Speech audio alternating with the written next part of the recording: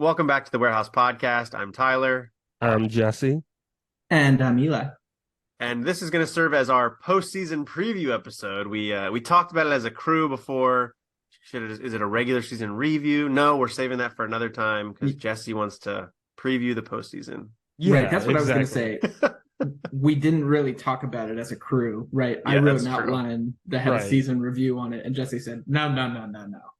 Now is not the time for that. So Our season is not over. I've the been regular emphatic season about is that. over. That's true, but you don't have a regular season review and then a postseason review. You have an entire season review. That's how I view it. So I was very much looking forward to laughing at how wrong all of our predictions about how good the Orioles were going to be was. In fact, I was like listening to our preseason preview, and I was just laughing. I was objectively laughing. I mean, some of it was really, really, truly awful. Some of it was right, but I guess we'll get to that later. Hopefully we'll get to that in like November. I hope, far down the line. Yeah. when it hits November, we'll definitely circle back. Yeah. Yeah. When we're celebrating an Orioles World Series victory, fingers crossed. But then we'll have to do the World Series review. Well, yeah, that's true. Or does that get lumped in with the season review? I don't know. Yeah, we'll review the World Series. And we'll do mini episodes. Every single inning. We'll do an inning review. It really needs to be like that. It's that serious, Baltimore. Never. But yeah, so this will be a postseason review or preview episode here in just a second. Before we get into that, we of course want to wrap up the regular season a little bit because there were a couple of news bits that came in between our last episode and this episode, some, somber, some happy. So let's get into that first. So the first one is a super somber news note, and that was that legendary third baseman, Orioles Hall of Famer, Major League Baseball Hall of Famer, Brooks Robinson passed away at the age of 86 last week. This was something that I think hit Baltimore in particular, but I think the sports world at large, everybody had something nice to say about Brooks Robinson, shared their stories about Brooks Robinson. Rich Eisen, who's got a show on the Roku channel and Sirius XM, weird setup for Rich Eisen nowadays, but he had something I saw pop up on Twitter. You just saw the obituaries and the nice words pour in. Tim Kirkchin had a really nice thing. So, sad news about Brooks Robinson passing away. And I kind of want to just, get our thoughts there. Obviously, we're all saddened by it. You never want to lose anybody, but particularly someone that meant so much to so many. But if you guys had anything in particular, memories or thoughts on Brooks, obviously all of us are far younger than the era that Brooks played in, but I think he still had an impact on our baseball lives anyway because of how he touched probably our parents' lives when they were younger watching baseball growing up. But did either of you want to share anything about Brooks before we, move on to baseball specific or on-field stuff? But I wanted to give the space here if you guys had anything to say. Well, I think like the real credit to him is even in his years long after playing, he definitely stayed involved in the Orioles community much more. Well, of course, we have Boog Powell, who obviously is very involved, and Palmer, who's very involved for obvious reasons. But a lot of the Oriole legends, move on and go live their life and maybe come back once in a while or whatever.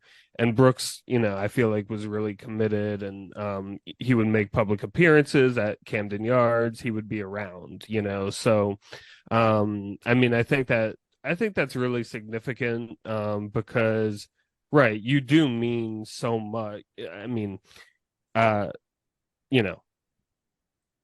when you're an athlete in a city, you mean so much to the city, and you're so idolized, and it's really important, for you to sort of, I think that it's important and sort of significant for, people to sort of reciprocate, I guess, the love that they receive on the field a lot of the time. Granted, of course, during the time, I'm sure there was criticism and negative stuff as well. But like overall, like, the Oriole fans love the players and stuff like that. So I mean, I think that's the thing that stands out to me. I don't think I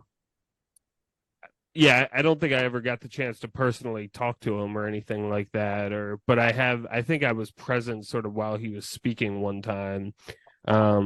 But I can't remember the occasion or anything like that. But yeah, definitely. I mean, obviously he's legendary in Baltimore. You talk to a bunch of course, like particularly older Oriole fans, right? His name is still well and alive throughout the city, in a way that, some of the other even great Oriole players aren't.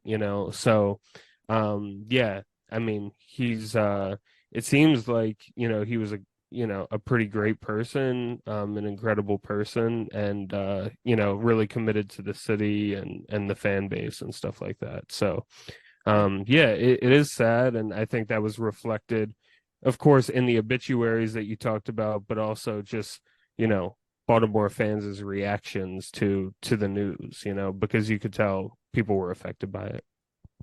Yeah, absolutely. Eli, anything else to share? Yeah, I did get to meet him. I actually got to receive an award from him. When I was a junior, I played on what is called the Maryland Futures team, and we went and played in a tournament, and I happened to do well.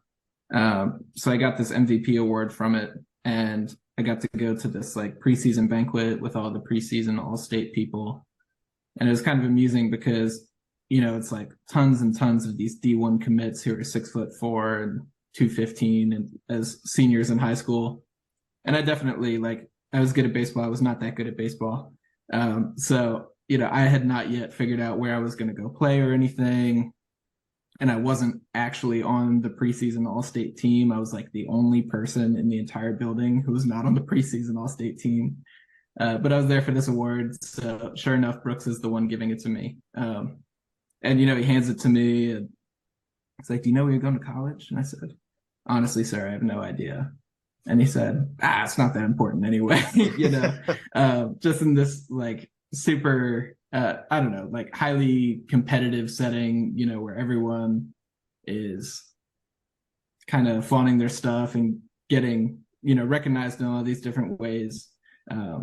He just kind of helped me personally, feel less self-conscious in that moment. And he shook my hand and took, a full minute or so to talk to me, just some random kid. So definitely just, had this extremely innate, gentleness and, warmth to him in a way that, you don't expect to get from a public figure. Not because they don't have it within them, just because you can't expect somebody to be that kind of nice to random people walking up to them. So yeah, definitely. I mean, I thought I'm grateful to have had that, but I also just want to mention hearing Jim Palmer kind of break down on the broadcast as well. Just kind of hearing the pain in his voice. I think I think this for all of the announcers, but the way that we have been able to kind of, I don't know, it feels like we've gotten to know them personally throughout this year and everything. But I just really appreciated having that human moment from Palmer. And yeah, it's sad. And like Jesse said, Baltimore's grieving. The Orioles and a bunch of other people put some beautiful flowers down by his number 5 statue and by the statue in the stadium as well. So, yeah, honoring him properly.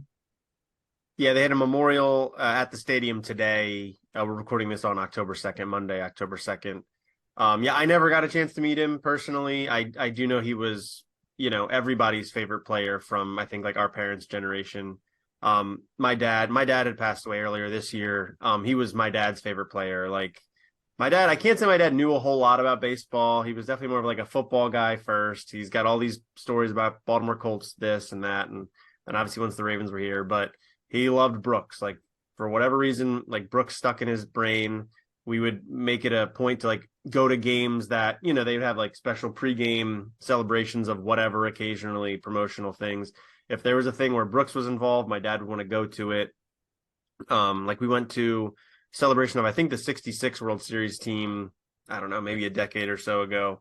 And we went Brooks was part of that. That was really cool. But yeah, I mean, I think just the thing about Brooks is like there was never ever like a bad word said about him publicly, and you just never heard anything bad about him. He was a kind of a throwback guy. Obviously, guy from Arkansas got taken or signed to the Orioles organization, came up with the team, stayed here the whole time, and then he lived in Maryland for his post playing career too. And players sometimes still do that, but a lot of times they don't. You know, they're from other places. They want to go back. They make enough money to have an apartment here, a house there.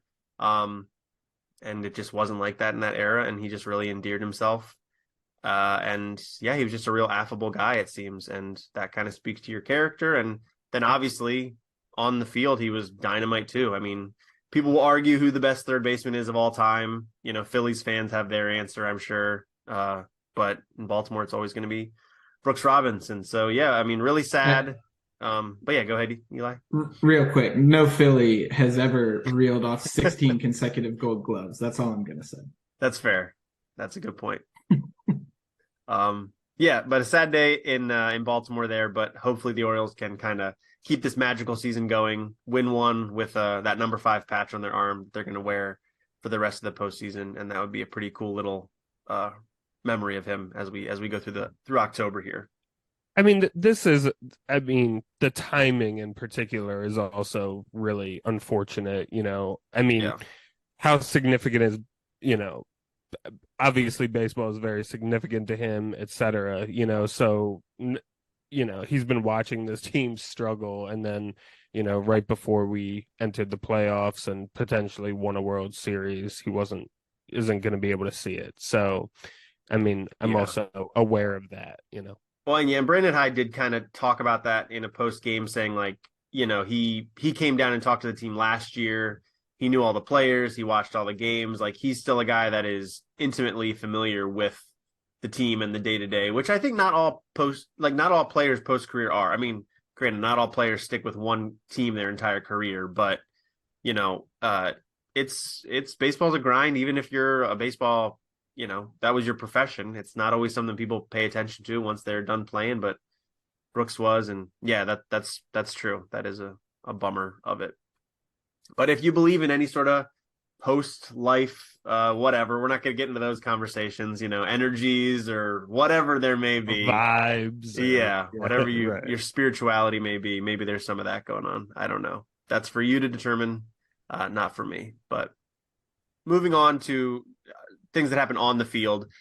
The Orioles did finish up the regular season, and in doing so, they captured the number 1 seed in the American League. They won the AL East, finished with 101 wins, and now they get a bye in the first round of the playoffs and will take on the winner of the Rays-Rangers series, which is the number 4-5 seed matchup.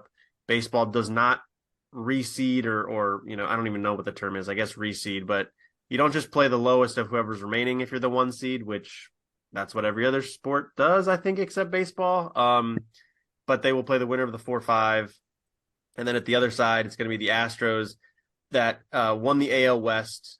They get a bye as well. They'll play the winner of the Twins-Blue Jays series. So I don't know. I mean, kind of amazing. Like, we're going to do a regular season review eventually. Jesse will let us know when that day is that we can do a regular season review. But for now, I do just kind of want to talk to you guys about how you felt this last week of the season. I mean, not necessarily the quality of the play, but just the fact that the Orioles did actually win the division. They crossed that 100-win threshold, which doesn't really matter, but it does feel kind of good to get 100 wins. Like, it's just a nice number that the Orioles haven't, I think, ever reached in any of our lifetime, which is pretty neat. So Eli, I don't know, how are you just feeling about the fact that it became official? The Orioles got to like the promised land a little bit there. No, it was amazing. You know, like you said, it's something that's never happened in our lifetimes. And I just like, I don't know. I was up there on Wednesday night. I flew up from Florida, and we had seen the Ravens lose to the Colts on Sunday, which was just ridiculous. And I like sat out in the rain for it all day. And then I went to see the Phillies and the Pirates, and the Phillies clinched on Tuesday night while I was there. And I was like, man, it'd be pretty cool to see the Orioles do this. And then I go ahead, and Wednesday night, you know, I just felt like it was going to set itself up for this trip that I was on. And I was just so excited. I don't, and it didn't happen, but played a super clean game. Got to see Grayson pitch, and just like, I don't know, there was an electricity in the crowd. It wasn't even sold out that day, but it just like vibes were really good. People were cheering, people were loud, and until they were all hungover for the second game of the Red Sox series, like the team really did seem like energetic. They seemed lively. They were on the top step all the time, and just like it felt like everyone was coming together for this moment in a really, really unique and cool way. That obviously we haven't seen in a long time, like since probably 2012. So, well, I'm sorry, not 2012, since 2014. But yeah, it just like, I don't know. It's just special. And it's cool to be able to see it. It's cool I was sitting there watching the last game and I was like, I'm not going to tweet anything. I'm just going to sit here and watch. And they, get no hit for 6 innings. And I'm like, I don't even care. It doesn't matter. Nothing can hurt me now. I'm like, I'm so solid. I'm so good. I'm so excited for what's coming that I will sit here and watch us lose horribly. And I'm just going to love every second of it. So I don't know. Definitely, we've got good things coming. I think that even if we go out in the first round, like, I guess technically second round, I'm not going to be like happy about it, of course. Yeah. But I'll still look back on this season like super, super favorably. I will, have good memories from it, and I'll like walk into 2024 with a lot of confidence. I think that this team still is set up to be extremely good for years to come. We've just started seeing what Kerstad can do. We have seen Holiday tear through 4 levels of the minor leagues this year. There's so much good happening. The entire AAA team just won the national championship. Like, not only do we have the best team in the American League, you take one step down, we have the best team there as well. So it's just like, I don't know. That there's just not enough that can be said about the way that we're put together. It's exciting. Yeah, we're in the afterglow right now, like the honeymoon phase for this team. Right. Because you're right, like they could flame out of the playoffs and you would be disappointed, but because they have been so bad for so long until last year, you can kind of, whatever we get is icing on the top. That's for sure. Right. That's a better way to say it. Yeah. Jess, how have you been feeling with this outcome? The Orioles winning the division. Maybe there's more ahead of us, but just the fact we actually did it. Right, yeah. I mean, I guess it's so hard because things have shifted so quickly. It's like I feel like Oriole fans haven't necessarily developed that full hunger to win the World Series that like Braves fans probably feel right now. Just because we're so caught off guard, by where we're at the current moment that contemplating the World Series has not even been brewing for a long time, right? So it's like this sudden possibility we've been hit with, and oh yeah, let's try to do that, Yeah.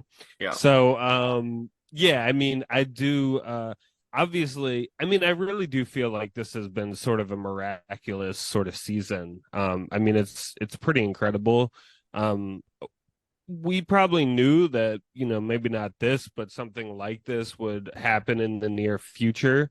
But, we hadn't thought it would happen at this moment, at this point, especially after, seemingly almost nothing had been done to sort of make this happen. There've been some minor moves, seemingly, that turned into big moves, and a lot of guys really overperformed this year from my expectations. That these are sort of the ingredients that make it feel sort of miraculous, because I mean 100 wins is no joke. This isn't a 90 win team or an 88 win team sneaking into the playoffs. Of course things can change when the playoffs start, and it's not the same thing as the regular season. But we are like the best team in the American League, record wise. It's right for an Orioles fan. I feel like it's pretty hard to sort of fully embrace that, that sort of thinking. So, yeah, I mean, and it's hard to sort of, the Orioles at a certain point, like down the stretch, looked like they had been jeopardizing the 100 wins. We had lost a few games and were struggling, and but I think the big thing to me that really stands out is sort of the resilience of the team, not having gotten swept all year. We had that crucial series against Tampa, and we lost the first two games just a few weeks ago, and then we bounced back and won the second two. We didn't fold and let them storm and take the division. So, yeah, I mean, there's a lot of really incredible things to say about it, let alone the individual performers that really stepped up and were shocking to me. So, yeah. So, but yeah, no, I mean, it's been a great season, and yeah, I mean yeah. So, yeah. Yeah, it has been. And I think your point you made earlier about how they didn't really do much in the offseason to get us to this point. I think they did things that they felt maybe made them an 85 to 90 win team, but I don't think Right. and not that those moves did make them a 100 win team, but they certainly moved them in that direction. So it'll be interesting to see what they do this winter now that we are a 100 win team. You don't necessarily come into next year saying, okay, we need to be a 110 win team, but we need to be like a 95 to 100 win team again. Like that's kind of the expectation for 2024 now too. But Absolutely. yeah, it's been an incredible summer. And, they started getting a couple players, which I'm sure we'll talk about either today or throughout the postseason, started getting hot at the end of the season that we're going to really need to lean on in October to maybe push this team into that World Series conversation. That even though the Orioles were a contender all summer long, I felt like it seemed the way they were talked about was like sort of as a secondary team. Like, yeah, they'll make it. They'll be in the mix, but they're not a contender for an actual World Series. I think they've turned that on its head a little bit this last month. I think besides the Padres, the Orioles had the best record in all of baseball in September. Like, that's not an accident. They were hot at the right time, and I think that as good as the vibes are, just from them exceeding expectations, there's sort of that next level that they can jump to. So we'll see if they can do it in the next couple weeks there. But yeah, obviously an amazing season all around. Let's talk about something else that happened on the day the Orioles clinched. In like the third inning of the game, I think it was, a big message came up on the board. The Masson broadcast acknowledged it. They were showing Governor Wes Moore and Orioles control person, I guess that's his title, John Angelos, clapping and whooping it up, that the Orioles and the state of Maryland had signed a new lease agreement that keeps them in Baltimore at Camden Yards for the next 30 years. Kevin Brown, I think, also explained on the broadcast that it included 2 additional extensions that added 5 years more each to make it potentially a 40-year agreement. This is something that's been talked about all season long. I think John Angelos had said back in spring training he wanted to have something done by the All-Star break. Well, that was in July. That didn't happen. But the fact that it happened at all, it was amazing that it happened after all this time. The Orioles were going to clinch the division, get a new deal signed on the same day. What a magical moment in Baltimore. Then news comes out the following day that no agreement has been signed, or no lease has been signed, but instead it's been, quote unquote, a memoranda of understanding that essentially says both sides want the Orioles to stay at Camden Yards, and they want them to stay for those 30 years, but they need a little more time to figure it out, essentially. And this memoranda of understanding makes it sound like there's probably going to be an extension of a year or two put in here before the end of the year that will give them the time they want and need to continue talking about the thing they've been talking about for already a year or two. Eli, I think you seem at a loss here. Maybe not. Maybe you're not at a loss. What do you want to say about this whole situation? I don't know. It's just like, what are we doing here? Just what are we doing? It's They don't know. so crazy. And I don't know, you take a step back from it and it's like, I don't know, it's John Angelos wants to get in on the exciting moment that the Orioles are having. And he knows he's not going to have a lease. So it's like, let's sign this meaningless document just to like put forth that, hey, I'm here too. Look at me. Woohoo. Put me up on the big screen, And that's really what it felt like. And I don't know, it's infuriating because now in this moment, all it does is detract from the very real excitement of that night. It's like, we're going to look back. It's like, God, you remember when the Orioles clinched the AL East and their 100th win on the same night? How amazing was that? And then some, like that one friend you don't really want at the party is going to shout over. It's like, oh yeah, and they put that thing up on the, on the scoreboard. And it's like, that's what it's going to be for the rest of time. It's going to be this little like black mark on this beautiful Picasso of a night. So it's really, I don't know, it's super unfortunate. And it's constantly Angelos like underestimating, or like I don't even know what the word is, but like basically acting like the fan base is stupid. Like, right. did he not think that the journalists weren't going to immediately be like, okay, well, like let's see the document, like let's read through it. Right. Oh, okay, this isn't what you said it was, and we're just going to tell people that it's not what you said it was. Like, and what? It's amusing to me how the Orioles front office is so tight-lipped when it comes to trades and when it comes to all this stuff. But as soon as Kevin Brown gets suspended, as soon as this lease, it's like those people are not loyal to John Angelos. They're loyal to Mike Elias. They're loyal to like what the team is building. Yeah, the baseball ops people are hush hush, but right. the business people are an open book, I think. Yeah, I don't know, but it's just hilarious. Like, and I don't know. All you can do is like laugh and shake your head because this is what Angelos knows is even if we figure out that Kevin Brown was suspended under these ridiculous pretenses, even if we figure out that they lied, it's like he owns the team. We've got absolutely no power against him unless we don't want to go watch the team, unless we're not spending money. And I don't know, that's a tough thing to ask for a lot of people. It's a tough thing to ask for me. We're not doing that. Right. My whole family just got tickets to ALDS game 1 and 2. I'm flying up from Florida with my girlfriend to go do it. So, it's like, right. Yeah, we're committed to it. And he knows that we are. And he knows that because they're good, he can just screw around and do whatever he wants. And it's going to be fine. It's fine.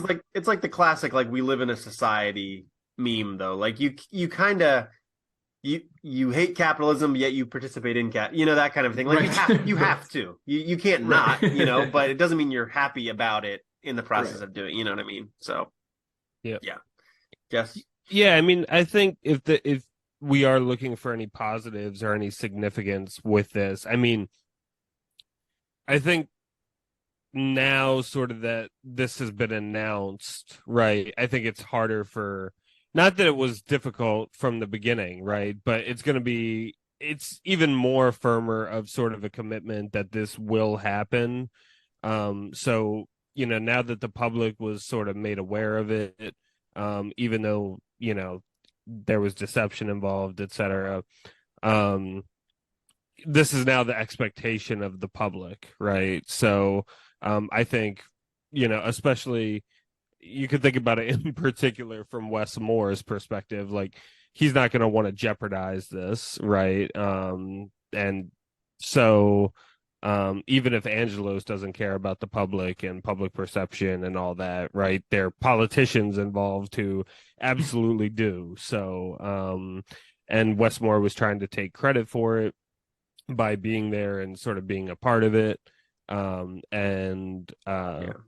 So for them to, like, a couple years down the line to go back on that, or for something not to have been worked out or something, even though the public is, at least a lot of them are aware of it right now, for something down the line, like, even if the political repercussions of that would be small, they might be existent and enough of a headache where he wouldn't want to have to deal with it. So, yeah, I mean, Wes Moore's angle on it is kind of, he just got elected. Like he's not going anyway. Even if he wants to be president in 4 years, or 5 years, which he probably does, like that's down the line, Wes. Like you could have put the pressure on Angelos. He's the one in the hot seat right now to get the deal done.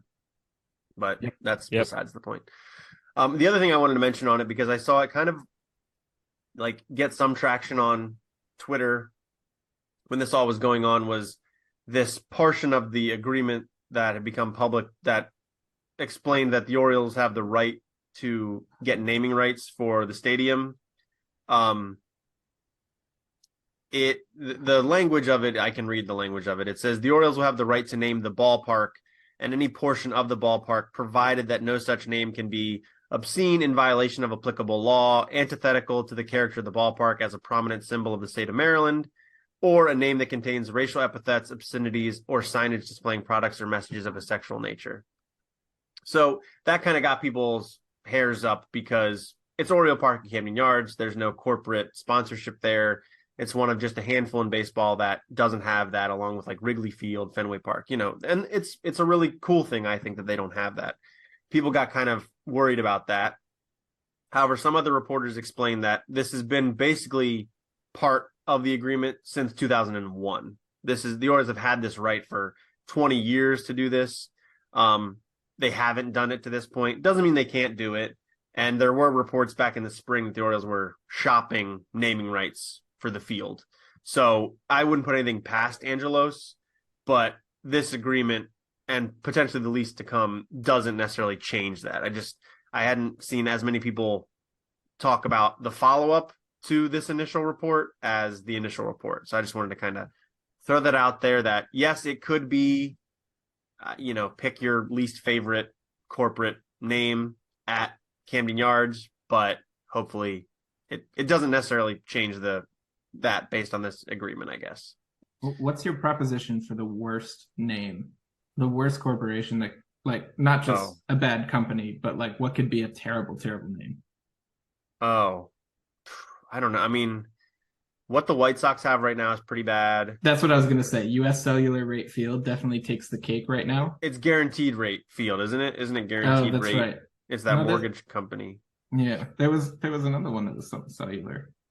Maybe that was the White Sox before Guaranteed. The White Sox were U.S. Cellular Field. That's what it was. Okay. I think the Miami Marlins Lone Depot Park sucks too. I think the Brewers Stadium now is something weird, isn't it? Oh. It was like, it was just Miller Park. Miller Park, which is a corporate thing, but Brewers, Miller Park, it was like, that's perfect. But now it's sort of like the Tropicana Field, like, Tropicana isn't great, but it's Florida and oranges and so I could tolerate Tropicana. Well, so would you do like Old Bay Park at Ken Yards, or like Under Armour? People say Under Armour all the time. I got news for you. Under Armour stock ain't so hot, so I don't expect that to happen. McCormick is probably more likely than Under Armour, but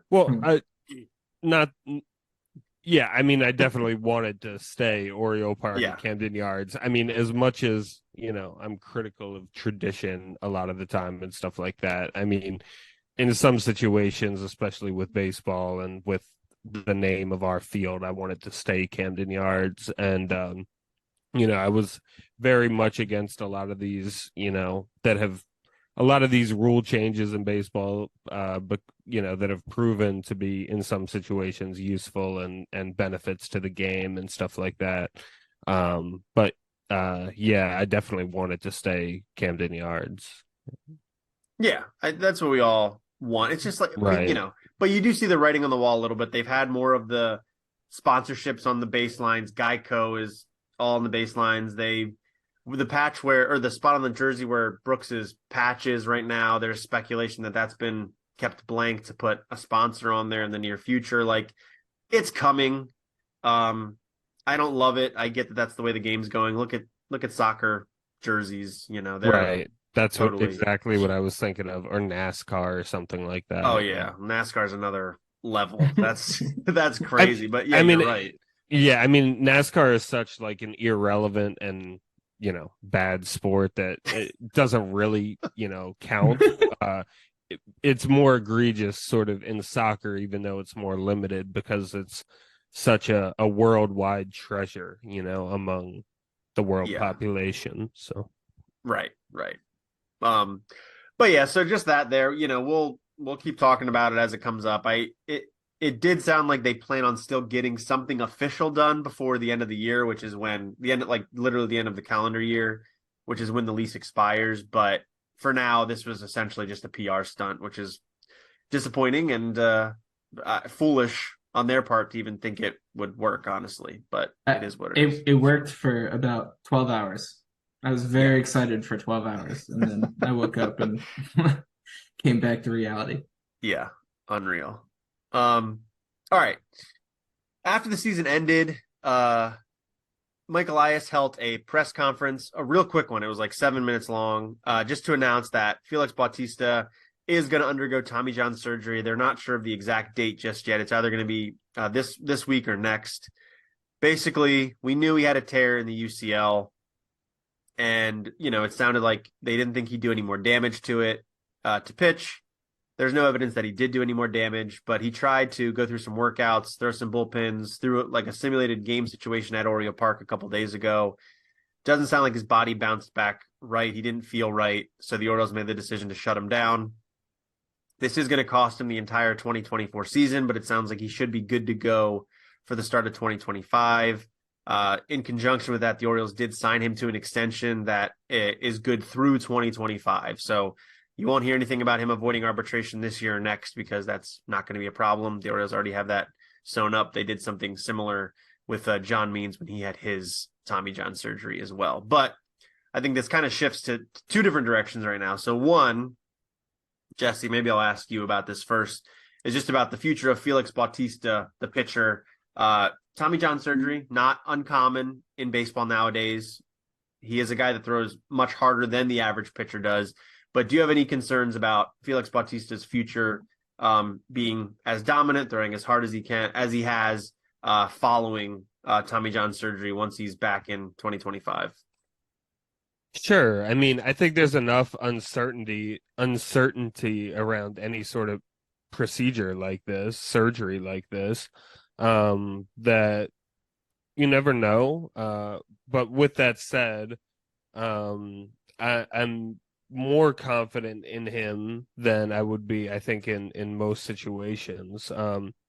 First off, he's not old. So I think that's like working in his benefit. He'll still be I think under the age of 30 when he returns for sure. So He was 27 this year. yeah, so he's not an old guy.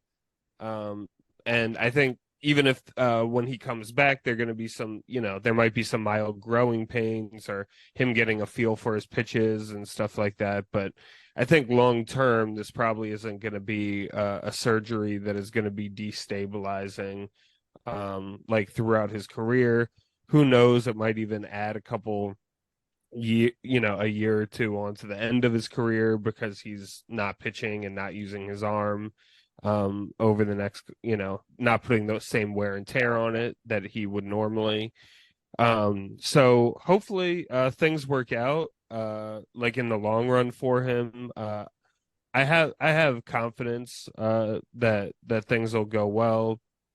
I mean, he also just like, he has the splitter that is just unbelievable. So I think that yeah, I mean, I feel confident that he'll like return.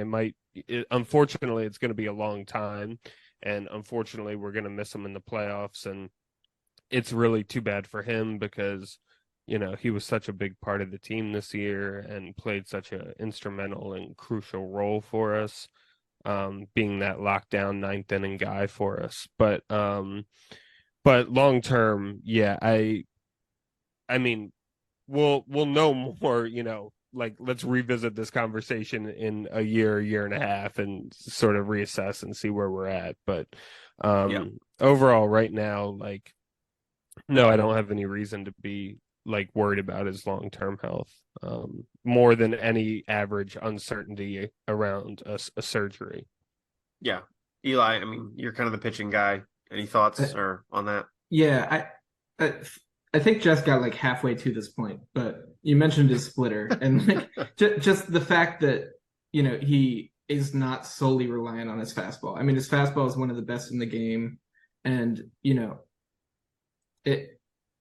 if things don't work out as well as you would hope that they do, there's a chance he comes back, has lost a couple miles an hour. He's 95 to 97. But if he's 95 to 97 with good spin at the top of the zone and he simultaneously keeps that splitter, and he can mix in a slider every once in a while, he's still going to be a good pitcher, and I think that he has that going for him. He also, like Jesse said, a year and a half. I mean, from now to March is about 6 months. So if he's getting the surgery in October, he has almost a full year and a half to rehab. That is, less than what John Means took.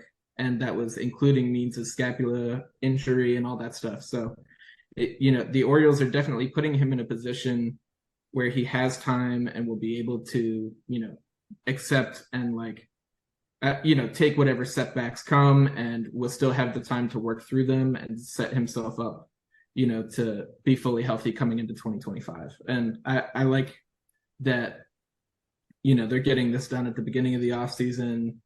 They accepted it wasn't going to happen for this playoffs, get the surgery done, tell him he's out next year, which, for somebody who throws as hard as him, I don't think there's really any way to convince a ligament to heal and, ramp up to 102 miles an hour over the span of a year. I just don't think that happens. So he's got this extra time.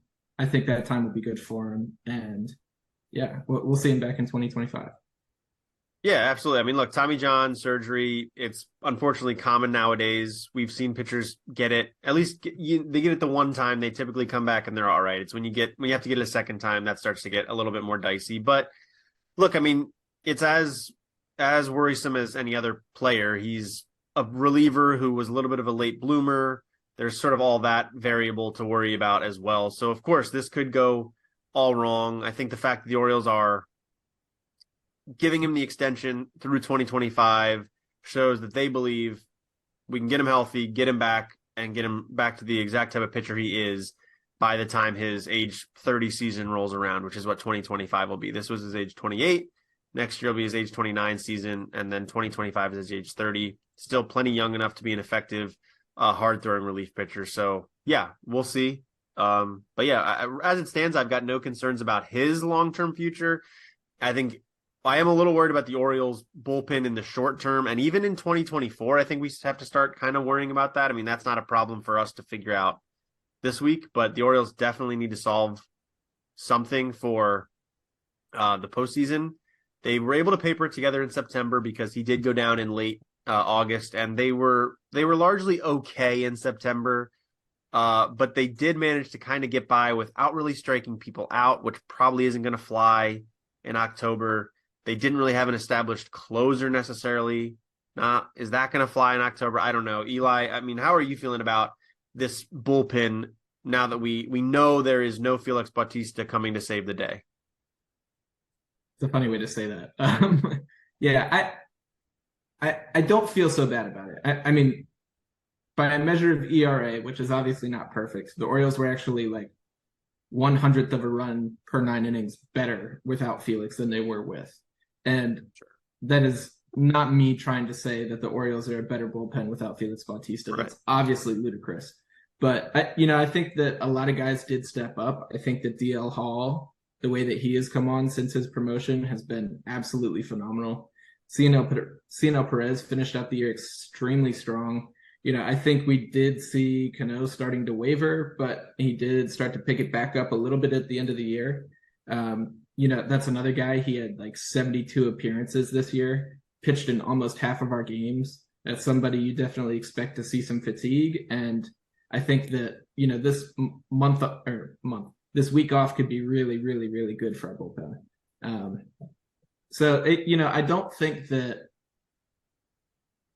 I don't think that we are necessarily the dominant force that we were with Félix. But that said, I don't think that the bullpen is really a weakness of ours. I think, as far as the 12 playoff teams go, I think we're probably still in the top 5 or 6 bullpens that are still active in the playoffs. Fair enough. Jess, how are you feeling about the bullpen right now? Yeah, I would say I'm a little more alarmed, I think, than Eli is by the loss. I think it is huge, and I think it is serious for the bullpen to sort of be doing this. I mean, just first of all, Felix was the closer. There was no sort of dispute about that. And right, we've sort of been doing this closer by committee sort of situation. Most of the time it has been Cano. And Cano is, I think, in large part because of the fatigue that Eli mentioned, is not the lockdown closer that Bautista was by any stretch. And and also especially down the stretch, even if he would get the save, it felt like there were runners on base, and it was always sort of dicey, right? I think that sort of is a big deal, and in the playoffs, some of these things might go slightly differently. Yeah, and I think it is now a big question for Hyde. Are we gonna just Right. Are we going to do closer by committee? Is it going to be Cano in the playoffs all the time? Right. And then if it is Cano, and let's say game one of the ALDS, he blows the game, for instance. Now does Hyde have hesitation going back to him? Right. All these sorts of questions start to emerge. And so I do think when it was Bautista, of course, there wasn't any question. If Bautista blows the first two games in the ALDS, we're coming back to him in game three. So yeah, and then is there going to be variation if it's a bunch of lefties coming up? Are we going to go to Perez instead or something like that, right? So I think it gets trickier for Hyde, and I think for the bullpen as a whole. Right, we have had DL Hall, who's been very effective, for the Orioles while he's been up, and everything like that. But I still do worry about, especially in playoff time, especially if the starters don't hold their nerves or have to be pulled out early, or Kramer just goes five, or any sort of situation like this, that the bullpen gets stretched, and we're sort of jeopardizing our chances a little bit. So I do think it is a big deal. He's not going to be with us, and I'm definitely a lot less confident about our postseason. I mean, granted, if I were to put it on a scale, the amount of percent we lost is minuscule, but Right. overall, if we had a 9% chance, before, it's, just a couple percentage or whatever below now, Yeah. but still, yeah, I mean, it's one of the biggest guys I think we could have lost. So. Yeah, I mean, you're not going to replace the best closer in baseball. Nobody could do. I mean, bullpens are volatile as it is. There's only so many sure things, and Bautista was one of the very few ones in all of baseball as far as bullpens are concerned. So yeah, it's going to hurt for sure. I'm glad if it had to happen, it happened in late August, and we had a month to kind of try things out, which I think they did in September.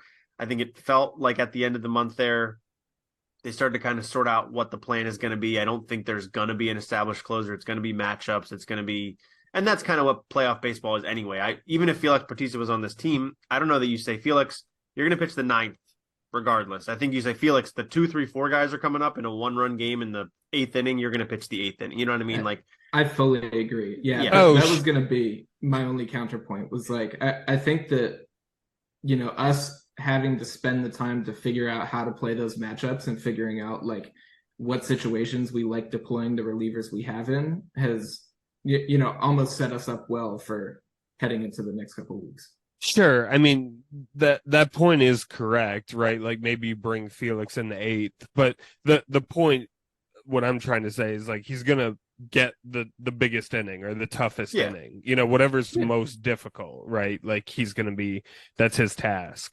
Or he might even throw 2 innings, right? Throw the 8th and the 9th in certain situations. So, sure.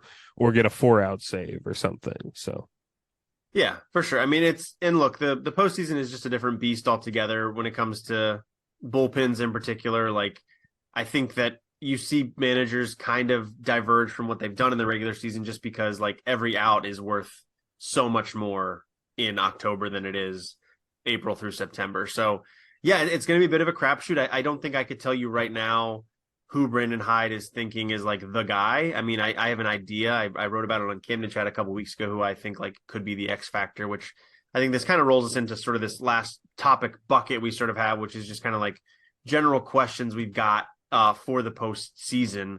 And I guess like the first one, since we're kind of talking about it already, is sort of who is that guy in the bullpen that if, it's some dire situation where it's, maybe bases loaded with 2 outs, you need a strikeout, or even like maybe less serious than that, but you just need to get an out. Like you can't be giving up base hits, you can't be giving up base runners. Like who are you going to?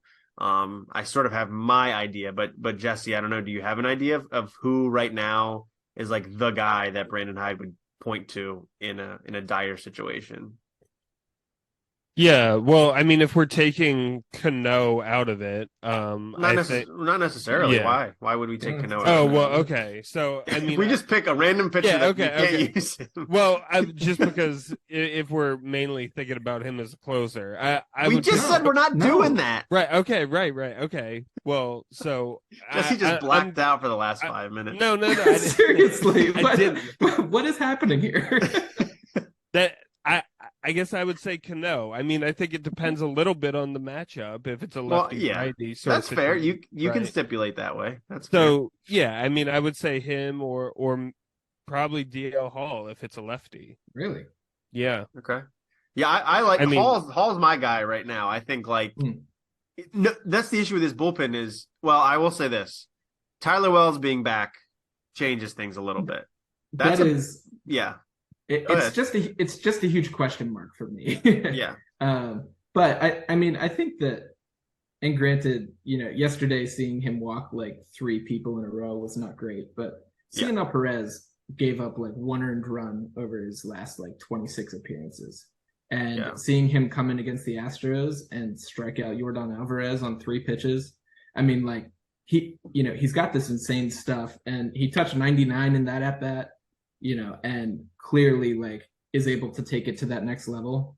The command is obviously an issue, but I think he's probably my guy right now. And I'm just fascinated that we have 3 different answers here. Yeah. I like it, but my issue with Perez is not that he gives up hits, but he gives up so much contact. Like the ball's always in play. Right. And that does just not like strike enough people out. That worries me in the postseason. Like, yeah, I mean, I think if you like put your best defense out there, it's like Westberg at second, it's Gunnar at third, Mateo at short, probably. Then, you could do that for the last 3 outs of a game if that's necessary or whatever. Yeah, if you've got a lead. But for sure. But I mean, the guy that will get you a strikeout, that is definitely like an issue for this bullpen. It's really like Hall or Fujinami, and Fujinami could just as easily like beam the guy in the head. So. Like that's not what you want in that situation either. Absolutely. So it's a tough situation for these guys. And we sort of got Fujinami hoping that he would be the answer to the question exactly you just asked, and he's not. Yeah. Unfortunately. I mean, half the time he is, half the time he's not. So right. Half the time there's not a hitter on earth who could touch him. Yeah. That's true. He throws the ball hard, man. He throws the ball real hard, but he goes in and either throws it right down the middle, which even you throw it hard, that's good, or he just totally misses the strike zone altogether, which is not going to work. But yeah, I think that though, like looking at what Jesse said Cano, I said Perez, you said Hall, and I said Hall if it's a lefty, but okay, sure, go ahead. Thank you. So. So then there is Tyler Wells as the X factor. There is like Danny Coulomb, who was amazing at the beginning of the year, another guy who was used a ton throughout the season.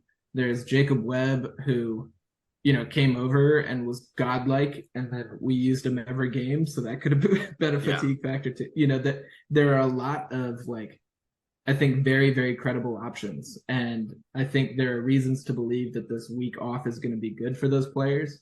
Yeah. And I think there's a lot of reason to have confidence in the idea that if we are in a situation, like I don't know, Jesse said if Dean Kramer goes 5 innings, like if Dean Kramer goes 5 innings, Feels there's pretty a good, chance we actually. have. Yeah, well, I'll take him no, going but 5 innings. I mean, then there's either one game the next day or an off day the next day.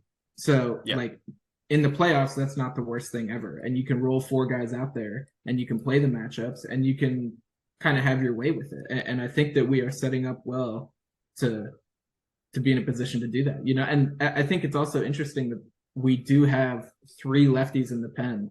Like that's kind of unusual and it's not something you see often, but I think that's going to play to our advantage. And both of them, all 3 of them are particularly effective against lefties, like particularly Cool and Hall, just because their breaking pitches are so good. So you're muted, Jesse. I said, well, if you mentioned them, I mean, if we get the Astros and Yordan Alvarez, we're gonna need an answer for that. Well, So, even more immediately, the Rangers, Seager Right. switch. Right. He's lefty, right? No, so, he's a lefty. He's a lefty. So Yeah, that's another problem. Yeah. We've got a question on here. Who would you rather play? And I was going to say, I'd Yeah, probably rather play the Rangers, but Corey Seager terrifies me. Okay, I that's mean, interesting. He was like almost objectively like the most productive hitter in the world. Yeah. He just didn't play that much. He was absolutely incredible this year. Well, the entire top half of the Rangers lineup is scary. Yeah.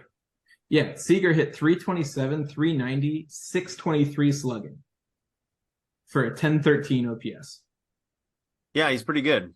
Only 477 at bats. He hit 33 bombs, put up almost 7 WAR, according to Baseball Reference. That's why the It's just Rangers signed him to that massive contract. Right. Yeah. No, I mean, and you look at what he did with the Dodgers in the World Series a couple years ago. It's like he's not new to the postseason, and he's definitely not afraid of it. So he individually, I think, more than like any player until we get to the NL, scares me.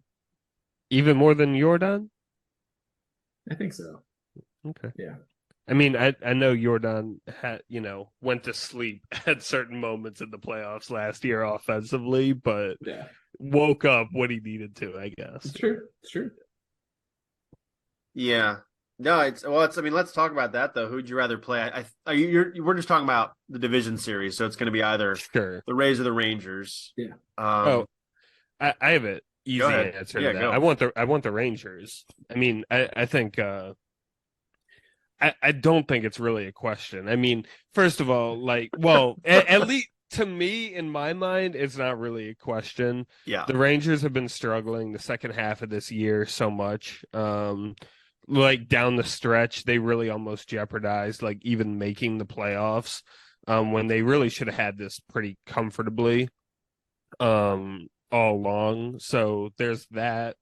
There's also just the Rays are such a I mean, they haven't won the World Series with this Kevin Cash crew and everything like that, but they have been sort of pushing themselves into the playoffs, and it feels like they are due for a World Series at some point in the next few years. So they're just, I mean, they're an excellent team. The offense is excellent, is well-rounded. It's a very balanced team. And these guys have a lot of playoff experience. I mean, Randy Arozarena, of course, is sort of the most notable guy that does well in the spotlight, right? But the entire team, I think, is just like a force to be reckoned with. And I think I think Kevin Cash generally is like a very good manager. He knows what he's doing when it comes to the playoffs. And yeah, I feel like Blake Snell. I know. He pulled Blake Snell. I know. That's all I'm saying. I know. But that World Series didn't count though. That was not a World Series. Let's be honest. Dodger fans know it. Yeah. Yeah, I mean, I agree. But yeah, so I mean that's a whole different thing.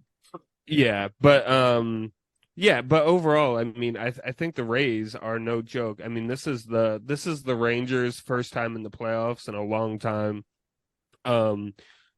like, yes, their offense is good, but the pitching is not really that good. It's Yeah. it's a lot. I mean, their starting rotation is very average.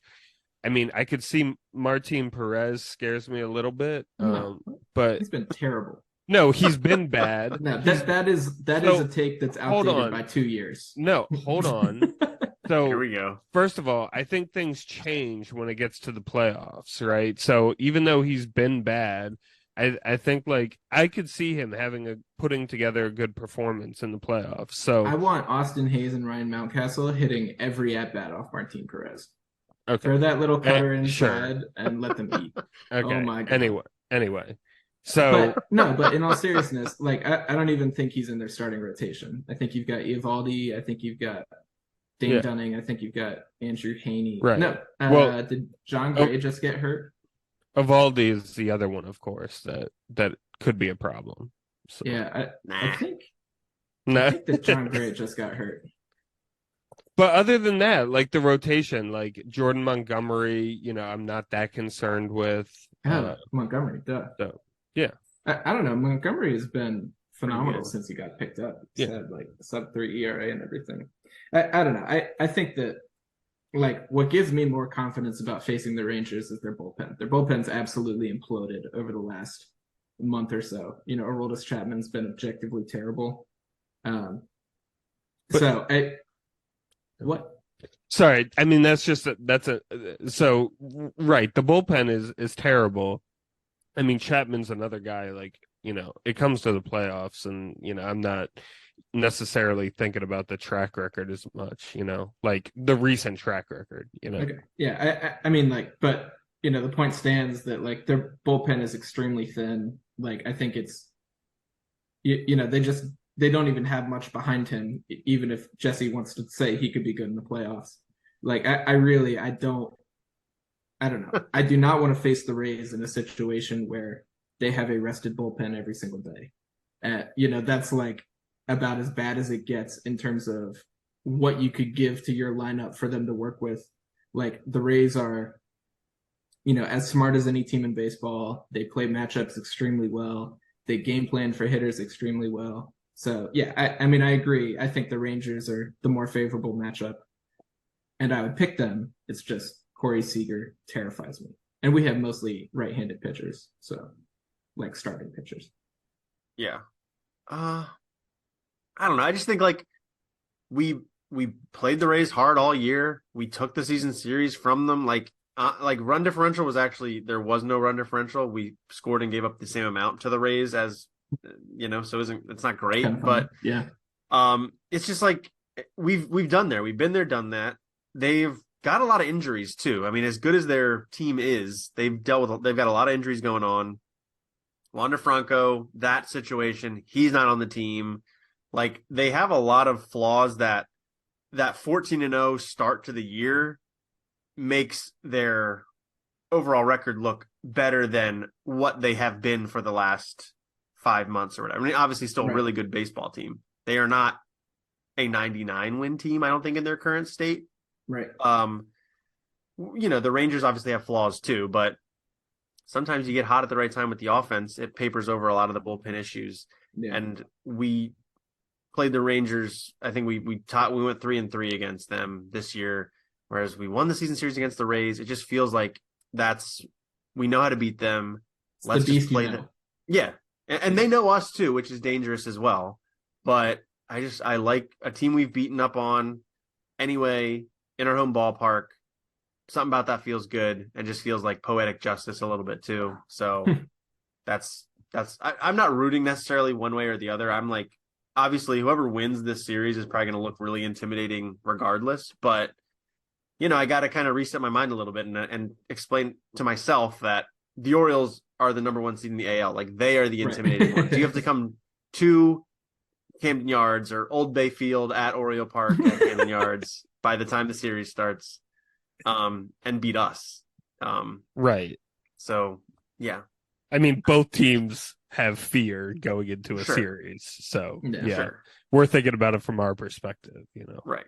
Yeah. I've never played Major League Baseball, so maybe they don't have fear. Maybe they're just like, this is just another day at the office. I don't know. Right.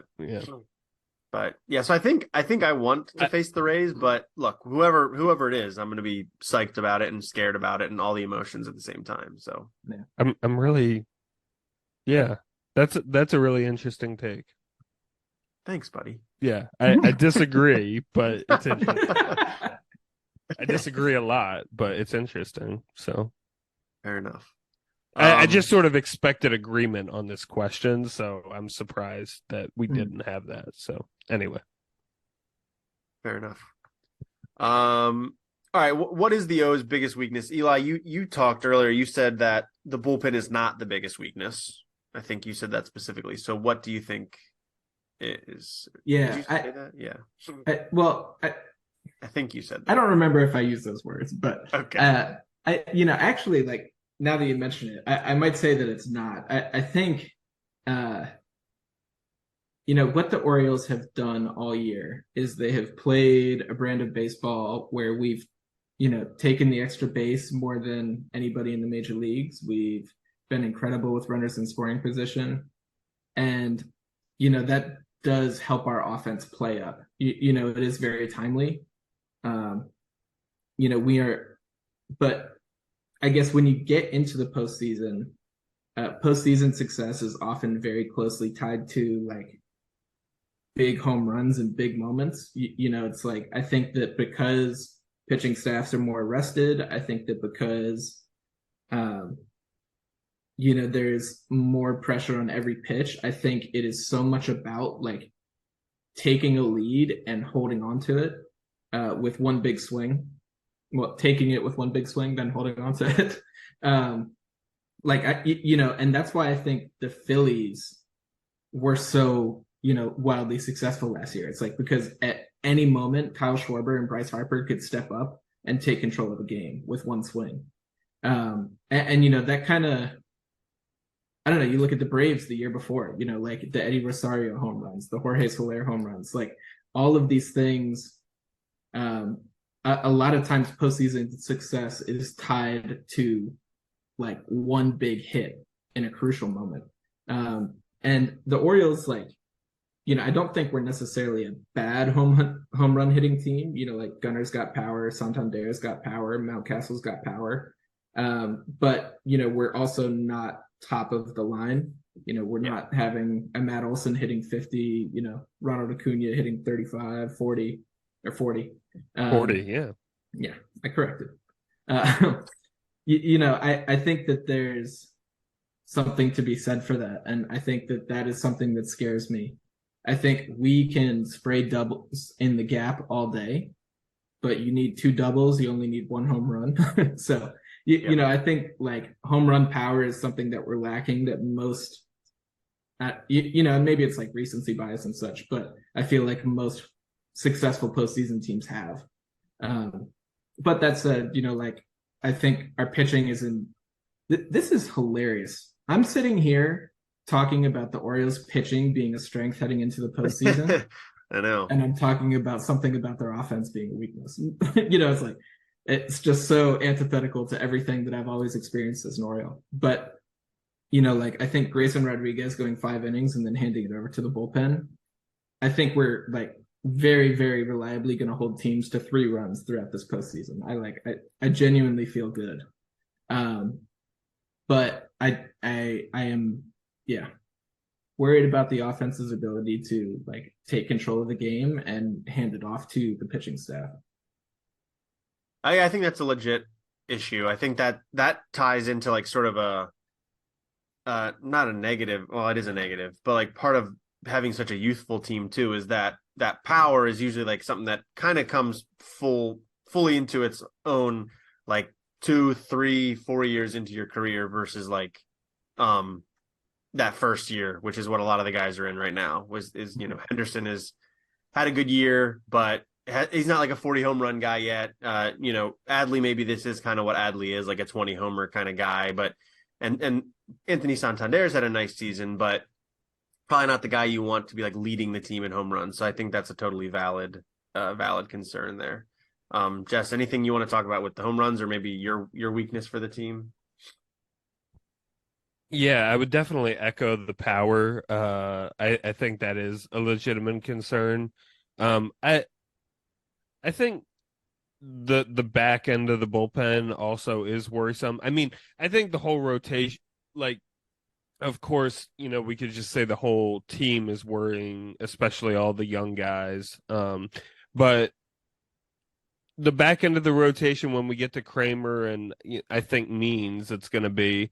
Um, so we'll I do think I do have confidence in Kramer that he's going to pitch well and Means to some extent, but I could also see them going out there and things going wrong early, and that could be sort of a big concern. So I'm worried sort of about that possibility. Um, but yeah, I mean, also, like, just over the course of the year, we have had stretches where the offense just as a whole has struggled to function at certain moments over the course of a season. Like, that should be expected to happen. But in the playoffs, right, especially with the particularly good pitching that these guys are going to be facing, um, I'm sure that these pitchers are going to come up with new plans and really sort of be able to expose, some of the weaknesses in the games of our younger players and stuff like that. So, yeah, I think if I were to sort of focus in on a couple things, I'd be worried about the offense and the back end of the rotation for the playoffs in particular. So. Okay, fair enough. I mean, I think for me, it is still going to be the bullpen that I'm a little bit worried about. I don't love the inability to strike out batters in the playoffs in particular. That's just problematic for me.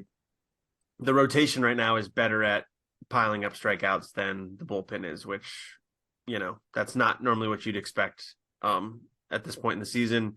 I don't know. I don't know who they're going to turn to. I DL Hall. I like the idea of DL Hall in a big situation, but do I love the reality of that? I don't know. I'm gonna have to see it a couple times, and then even then, I might still not believe it.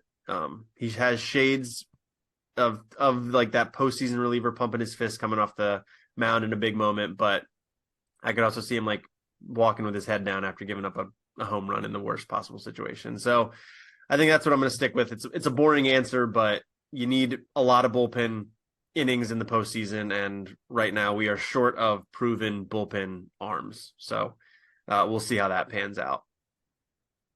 And then I think the final thing we've got here is just, are you concerned about the youth/inexperience of the team? I kind of just talked about this in relation to power output, but this goes into all different elements of the game, from just the moment being too big for you, and sorry, something popped on my screen. The moment being too big for you, and just doing something that you've seen before, struggling through those situations. You're playing teams that I think, Jesse, you pointed out, have a lot of postseason experience.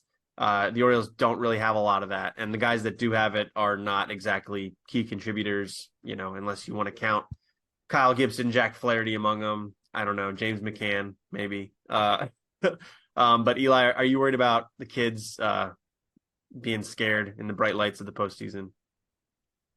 I'm gonna give an answer more nuanced than yes or no. To me, anytime you have a team this young, like, there is reason to feel that.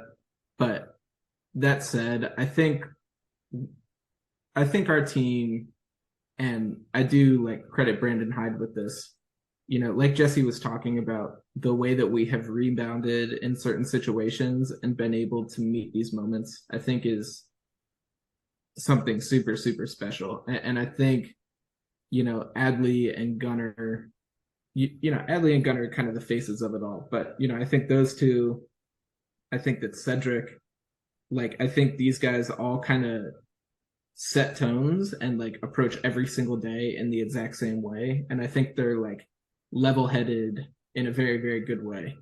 And so I do, I mean, to an extent, like, have more faith than I'm think I normally would with a young team. Like, I think I trust this team this year more than I would have last year. Um, and I think there's like, yeah, just an element of maturity with all of these guys having gone through a full season together, gone through slumps together, and kind of, come together as a group, found their little routines. I think Kyle Gibson has been really good for the pitching staff. I think I mentioned it last pod, but they all go out together and watch the starting pitcher warm up. They're very, very like routine oriented. And I think that kind of stuff plays up in the playoffs. I think that, having a very well-defined approach to how you like attack the day is important. And, what I can say is that I obviously have no idea what those pregame routines and such are like for the Rays or the Rangers or whoever else we're going to face.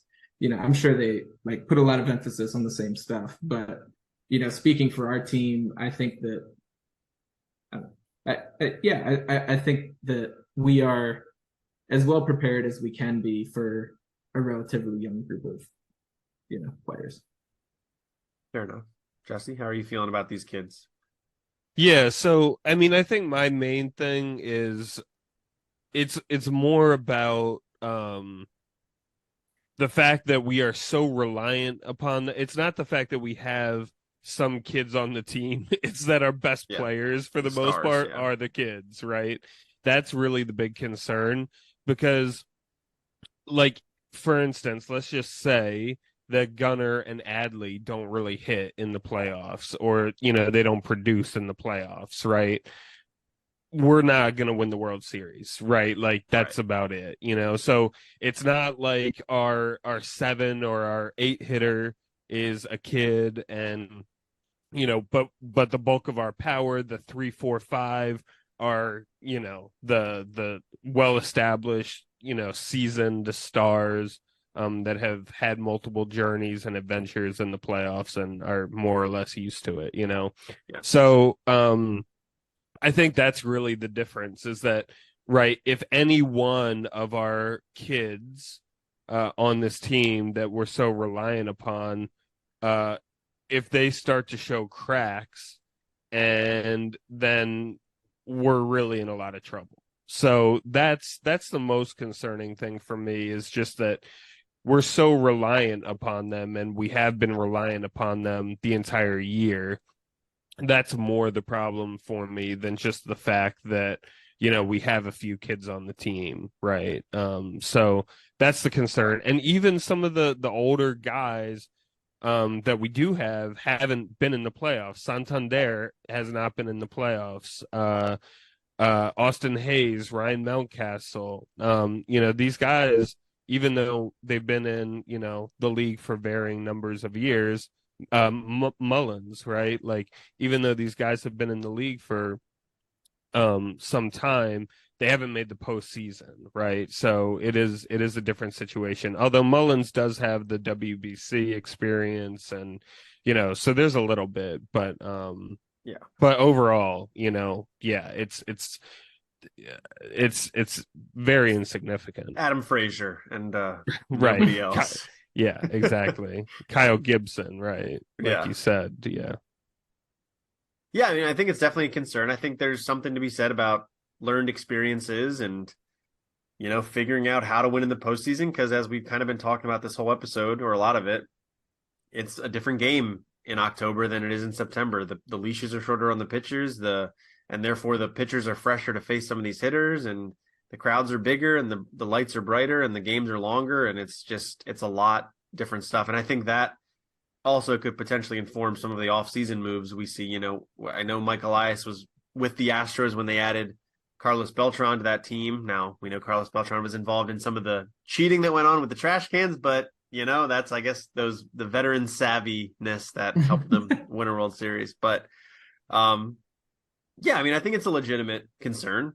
I think it's part of the reason the Orioles probably aren't viewed as the favorite to win the World Series, despite winning 101 games in the AL.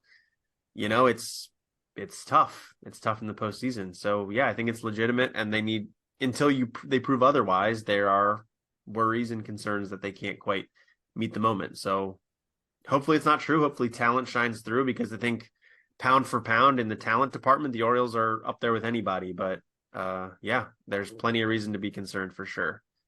I don't know if we want to do predictions because we don't really know who we're playing yet. I don't know if we want to try to maybe just handle that on our Twitter account. We can maybe feed the predictions to Eli and he'll post them there. That'll give you guys a reason to follow us over on Twitter/X at the Warehouse Pod. And we'll make sure we get our predictions up once we know who the Orioles are playing, because as of this recording, the wild card round hasn't even started yet. And we have another 4 or 5 days before the Orioles play a game. So we got some time. It's Orioles in 3. I don't care who we play. Okay. We're going to go into their house and we're going to take it the title there. I like that. It's not even a title. It's the division series, but still, they pop champagne for that. That still counts. That's true. They do. Well, you could say O's in 2. I mean, why O's in 3? No, you can't. It's the best of 5 in the division. Yes. Oh my gosh. Sorry. Yeah. The wild card is best only of 3. the first round. Yeah. Right. Yeah. Sorry. That's all right. They did change the format recently, although division series have been best of 5 for, I think, as long as it's been around. Yeah, but still, definitely. Forever. Yeah. For it's sure. okay. So yeah, I do just want to mention a couple quick things. Of course, I think it is worth celebration. The Yankees and Red Sox aren't in the playoffs, and yeah, go ahead. I got to do one better. This is the first time in 30 years that the Yankees. Go ahead. Am I stealing what you're going to say? Go ahead. Upset. It's fine.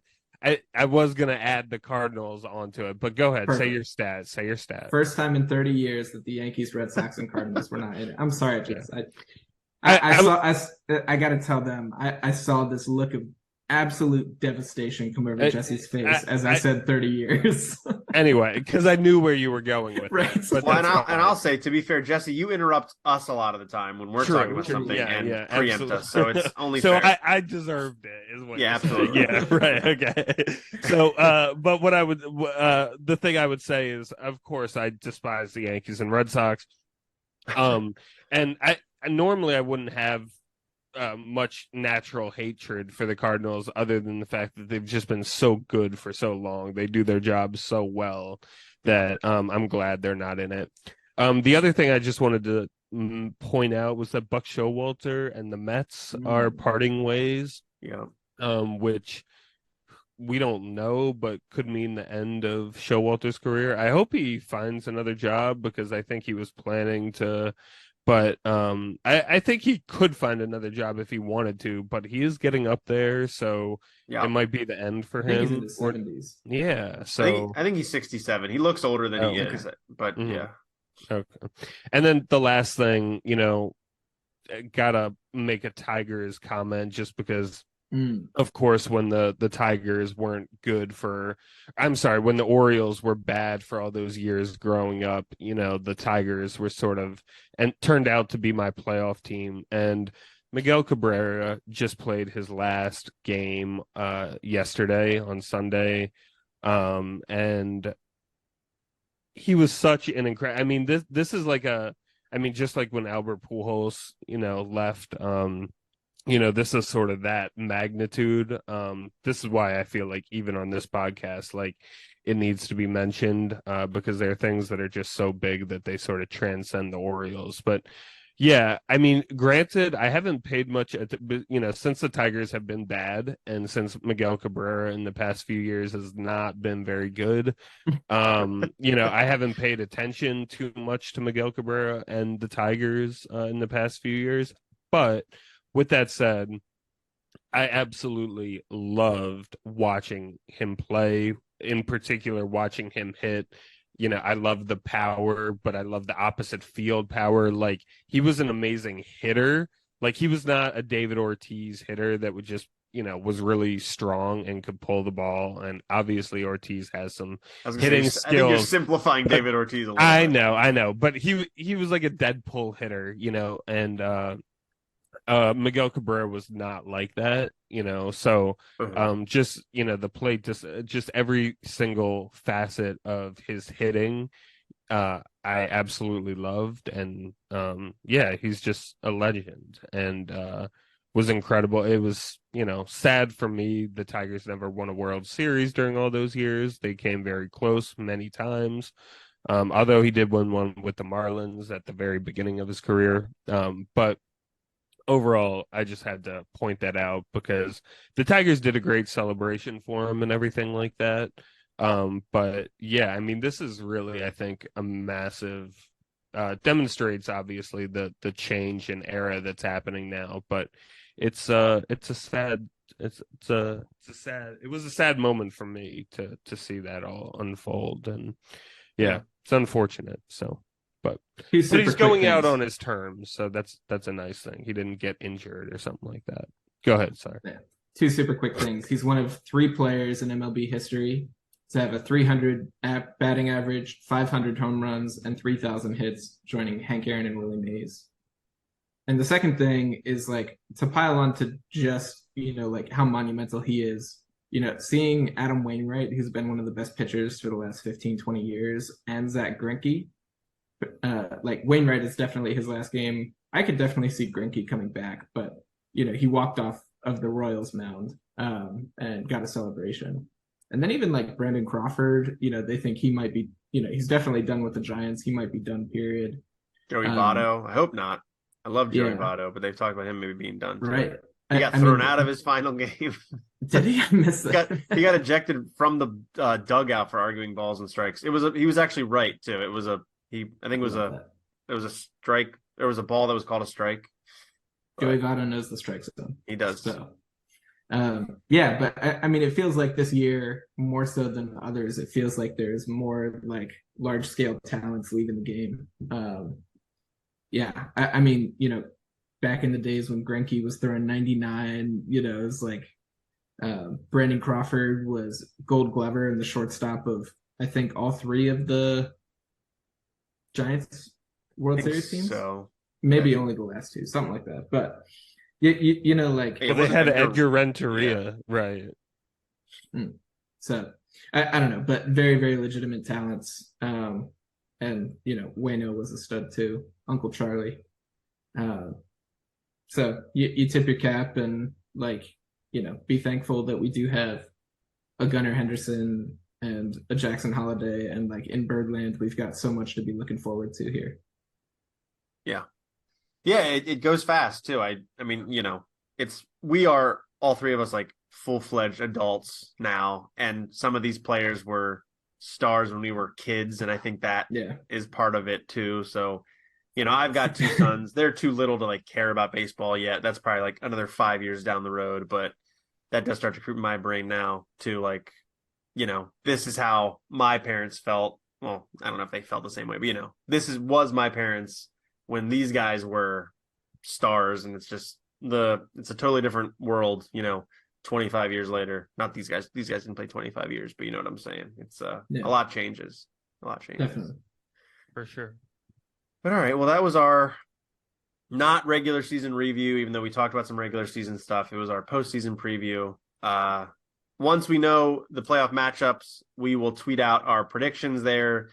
And then during the postseason, we are going to try to do quick recaps of every game. It's not going to be all 3 of us. It'll probably be just one of us, maybe 2 of us on occasion. But we'll try to just do quick recaps of each game. And then we will do a proper series review at the end of the ALDS, regardless of the outcome. Hopefully it's a positive one, and that will turn into an ALCS preview. But if not, well, we won't talk about it if not. That's what it's going to be. I don't think we're allowed to mix previews and reviews. That's what I've been told. Yeah, that's true. So we'll just have to put out 2 separate episodes back to back. These are Jesse's podcast rules. I kind of don't like mixing a preview and a review. I gotta say, yeah. Anyway, I think in that situation we may have to do it because we'll have like literally a day to turn it around, and we're not the best at getting episodes out as it is. So I will say I feel like we went so long. So if we had tacked on to all of this episode, the whole, review of the anyway, if we tacked on a whole review, it would have been a lot. So yes, it would have. You're right. We will do that in November, as we said. Yeah. Right. Deal. Well, to make sure you get all of that information, you should subscribe to the podcast on Apple Podcasts, Spotify, wherever you get your podcasts. We're the Warehouse Podcast. Check us out there and follow us on Twitter at the Warehouse Pod. And also email us, thewarehousepod@gmail.com. If we said anything that didn't make sense or was wrong, we're happy to correct it if we get your email. But yeah, that's it. Hopefully we're talking about a lot of good Orioles baseball in the next couple weeks. We're excited about it. First postseason baseball in Baltimore since 2016. I had the 2016 lineup up earlier. I was going to ask you guys a quiz question about it, but now I don't have it, so forget about it. That is the high note to end an episode on. Wait, let me look it up real quick. Let me just look up the lineup real quick. Okay. You guys don't get to look it up. I won't. I see Jesse typing. Jesse just moved his right hand. I'm not. Oh my God, he's cheating. I didn't actually think you were. I know. Oh God. You're just You're just being a little brother. This is just filler right now so that Tyler has time to right. do his little thing over there. Thank you guys. I was just gonna look at the lineup and see if there was like a player that this is a good one. On that 2016 team in that AL wildcard game, do you know who started in right field for the Orioles? So you got to think outside the box. It's not going to be an obvious name. I'll say that. Right field, 2016 Orioles. Yeah, I mean, so this was after the Nate McLouth era. Yeah, that was like the 2012. By then, right? Yeah. So wasn't Reimold or something? Yeah, no. Reimold was on the team. Yeah, that's where my head went too. He was on the team. That is a good guess. Because that was his like comeback. He was gone and wait.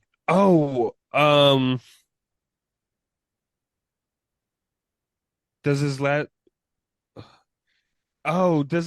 name have like 3 words? No, I know I think I know who you're thinking of. Who played for the White Sox? Are you thinking of Alejandro De Aza? Yeah. That's not him. He was on the 2014 team, I think. Okay. Became our leadoff hitter. Right. It's a name you'll know, but it's so ridiculous. Right. I don't know. Eli, any guesses, Eli? It's embarrassing. No, it's definitely not embarrassing. Oh. It's not Ryan Flaherty. I don't know. I'm trying to come up with being thrown out there. Yeah. Come up with random things. It's one of those guys that like you don't think of as an Oriole, but he was on that 2016 team. Okay, hold on. I'm gonna text my out of nowhere thing to Jesse. Okay. Just as verification. Yeah. You're just embarrassed to say it on air? Okay. No, I want like I'm not confident enough to say it on air, but after Tyler says it, if I'm right, I want sounds good. I don't think you will be, but that's fine. Yeah, I don't think I am. Okay. So the starting right fielder for the Orioles in the 2016 AL wildcard game was Michael Bourne. Wow. Yeah. That makes a lot of sense. I'm glad I didn't spend 30 more minutes trying to figure that out. Well, no, I wouldn't have let you go 30 minutes. Yeah, right. But yeah, that lineup that day was Adam Jones in center, Hyun-Soo Kim in left field, who got pinch hit for by Nolan Reimold in the game. Manny Machado at third, Mark Trumbo DHing, Matt Wieters behind the plate, Chris Davis at first base, Jonathan Scope at second, Michael Bourne in right field, and J.J. Hardy at shortstop. Pretty cool. A lineup full of memorable names, and then Michael Bourne in there. Yeah, because you just have to have. That was definitely not my guess. No, so you don't want to share your guess. I don't even remember if he was an outfielder at this point. Okay. I don't think he was on that team. I don't think he was on the team either. I'm just gonna swallow that one. Okay. He was with us in 2015. I was pulling Henry Urrutia out of my. That's not a bad guess. I don't think he was with us the year before. It looks like. And I was thinking somebody might say like Lou Ford. That was a whole thing in I think 2012. Lou Ford was back after not playing in the league for 5 years. Wild stuff. All right, that's all we got. Maybe I don't know. Maybe over these next few days before the O's get going, I'm gonna sort of relive our recent postseason experience. Okay. Yeah, maybe go watch some recaps. See when we beat the Rangers in the wild card game and lost to the Royals and don't go through the ups and downs. So you watch the Rangers game and you watch the Tigers series. That's what you watch, and that's it.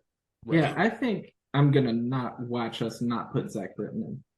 Yeah, well, That's not something I want to see. Yeah, I know, Yeah, but I'm not just not like, now. Jesse's saying relive Yeah, anything. I and I'm see, like, I see. Yeah, maybe only the positives you're saying. Yeah, keep the vibes I'm gonna watch the positive. 1983 World Series. Right. Okay. That's where I'm living. Yeah.